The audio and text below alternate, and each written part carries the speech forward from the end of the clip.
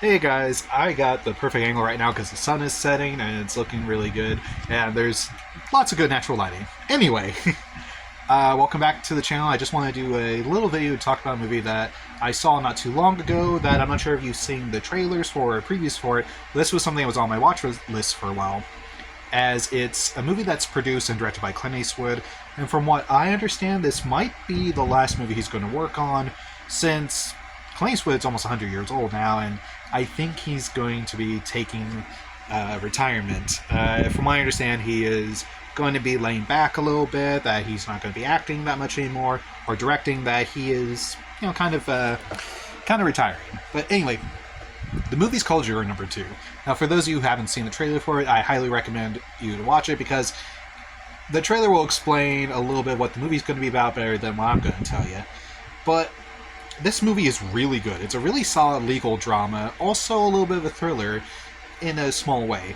And in a weird way, it's almost like a spirited remake, or spiritual remake, of 12 Angry Men. Because it goes into a different direction of, okay, well, what if the premise of 12 Angry Men? What if the juror that doesn't believe the kid is guilty of the crime, what if there's another reason why? And what if that reason is maybe he had something to do with it? And it's this movie that asks this moral question of, if you believe you did something wrong, and even though you're a good person, do you come forward and face the consequences?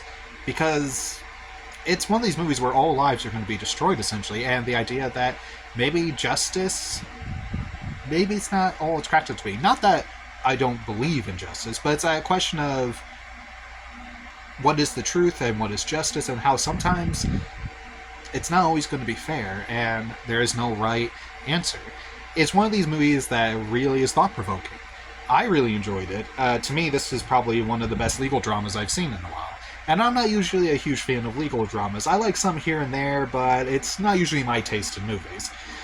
But this one, if you guys are interested in checking it out, I definitely highly recommend it. I put this up there with 12 Angry Men, and I wasn't the only one that thought that this had a lot of similarities to that, because so far people are starting to see it, and it only makes sense because 12 Angry Men is a very influential movie.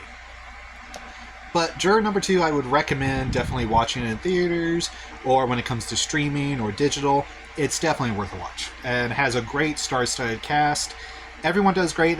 My only one complaint is there's an Australian actress in this movie that I've seen in other films, that she does this very good non-regional kind of accent where she hides, her natural speaking voice, but she goes for an accent in this movie that doesn't really sound right. Like, it sounds like she's trying too hard.